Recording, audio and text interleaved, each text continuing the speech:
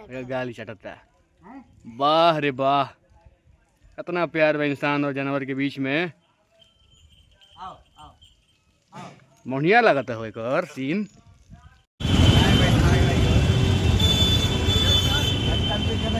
राहुल आगे आगे जा रहा बा, एग्जामो दिया गिल बा, हमनी के ट्रेन उधर आ गइल बा। जय श्री राम भाई लोग। अब बड़ा घटना हमनी संग घट गिल बा। हमनी की जात में एग्जाम देवे खातिर पैसेंजर पकड़े के बाटे। पैसेंजर भी 7 बजे, अभी समय हो रहा 6:17। जैसन की सब देखा तनी यहाँ गाड़ी में तेल भाई लोग खत्म हो गइल बा, पर फुल हो जाए खड़ा बने। हमनी के पता रहा गाड़ी में तेल कम बा, यही ले पहले ही निकलनी है जा कि चला कुछ अनहोनी होई तो फिर हमनी के बैकअप लिहल जाई।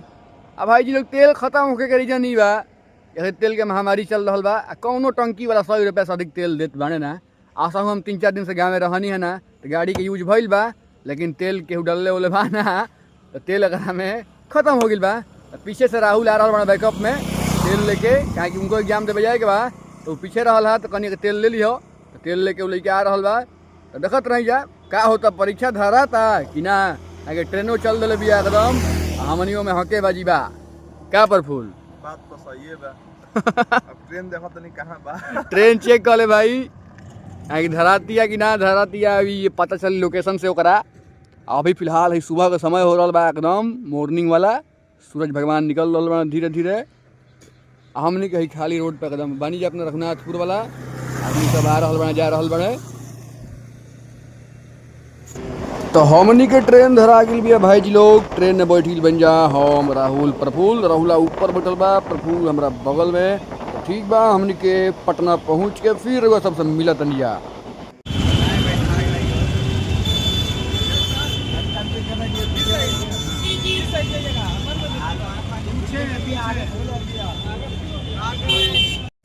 तो हमनी के शॉर्टकट भाई जी लोगों के स्टेशन पे आ गइल बन जा पटना जंक्शन पर। हई रास्ता से एकदम कूद फान के झोपड़ी पटी राहुल आगे आगे जा रहा बा। एग्जामो दिया गिल बा, हमनी के ट्रेन उधर आ गइल बा। ओने से आवहू में ट्रेन धरे में मुश्किल भइला, जाहू में मुश्किल भइल, लेकिन हमनी के शॉर्टकट रास्ता धो के आइए गई जा। अब ट्रेन लगल खुली, ये हमनी के धले जब ब्रह्मपुत्रा मेल है भाई जी लोग। और बाद हमनी के आ रहा गाड़ी के छोड़ देव जा, छोड़ला के बाद पैसेंजर धो के अपना गाँव में पहुँच जाइब जा। हाँ रोवत गावत ना खाद पियत निकल जाए, कहा कि सुबह से कुछ खैले नहीं जा, बस पेटीज खैनी है जाएगा गो, वही से अभी तक ले हमनी के मन भरल बा। तो भाई जी लोग अभी समय हो रहा बा सुबह के 8:24। हमनी के काल घरे आवे में बहुत ज़्यादा लेट हो गई, यही से ब्लॉग ना डलनी।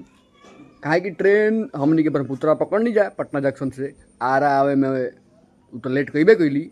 ओकर बाद जन पैसेंजर हमनी के पकड़े के रहे, वो पैसेंजर सामने ले आके ट्रेन लौकती है, लेकिन प्लेटफॉर्म पर ले आके लगावत ना रहे। तो ओकरा में हमनी के इंतजार करनी जा करीबन आधा घंटा, फिर बिहिया के घंटा, ऐसे करत करत हमनी के घरे आवे में भाई लोग 6:30-7 बज गए। 7 बजला के बाद अब क्या कहिए, ओकर बाद खाना पीना खाइल आदमी, कुछ देर कैरम वैरम बोर्ड खेलनी जा।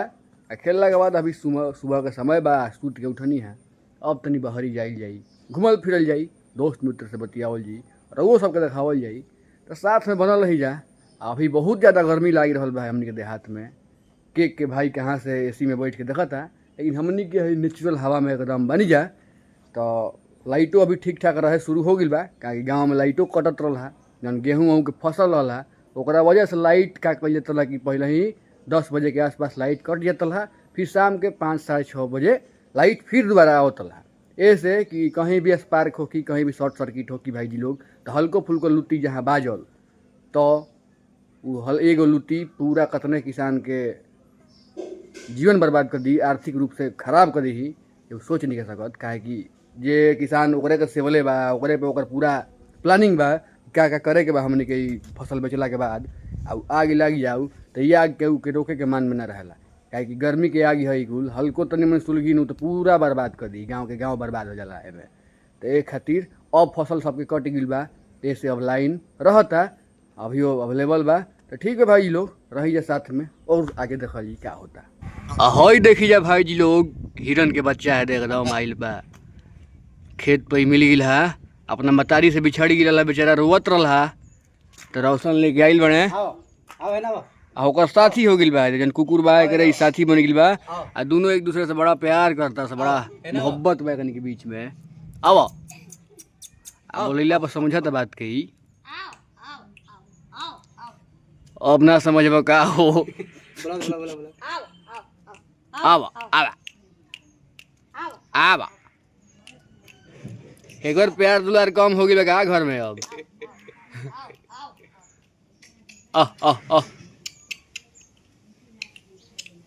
सिंह ही वाला ना हो ना हो मादा है कि नर हो मादा हो नर जन हो सकन के सिंह रहेला।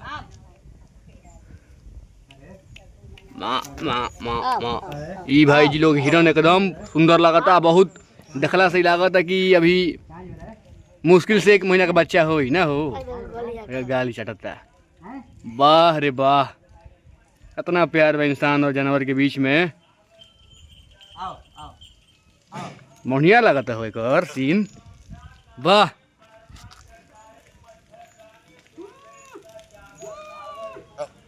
प्यार करते करा के हो देखे हरिओम प्यार करते करा के चिन्ह तो बढ़िया से आएगा ही नहीं पता कि ये बजा के ले बा तो ससुर अपना माई भी रहते नो आएगा प्यार मिलते नहीं है। अब भाई लोग भाई मरे वाला रहे तेरा का दवाई दिया सिरप तब जाके ठीक भइल तो इहो कहीं माटी में गड़ाई लेते नहर किनारे दोनों में बड़ा मोहब्बत बजो प्यार कर प्यार कर। अब अब अब अब अब आवो ना हो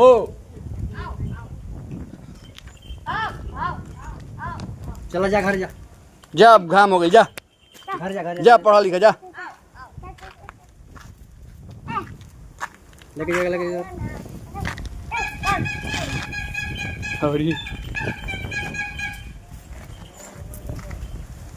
जो पढ़ाओ लिखाओ कनी के हाई देख सारा खिसियाता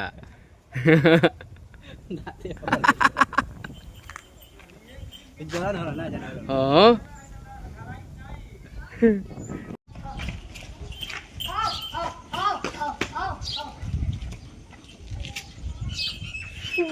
तो भाई जी लोग हो रहा भाई जब हमन के कैरम बोर्ड के मुकाबला पंचायती मुकाबला बड़ा बड़ा टीम है अपन बैठल बा योगदान देवे खातिर हेदे हरिओम एंड टीम हार रहल बा 20-20 पर 30-30 पे आके अटक गिल बालो।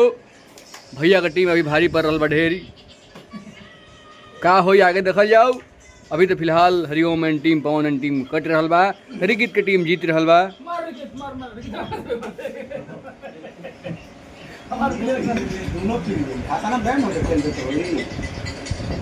कभी कभी चोरी के भी प्रयास कर उचित थोड़ा हरिओम चुरा ले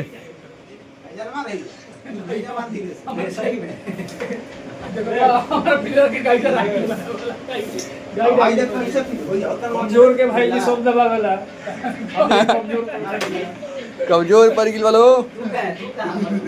कमजोर आदमी कभी कभी चोरी भी कर ला हरिओम। देखिए तो भैया हरिओम रिकी तो भैया एक समय कहीं मत तक एक दिन घोटी गायब हो जाएगी। रिकी तो क्या बुझाता खेला खत्म भाई लगनो बताओ 30-30 पा गिल हो 40 पा गिल हो 10 रुपया का प्रॉफिट भइल बा। जिया जिया हो बिहार के लाल।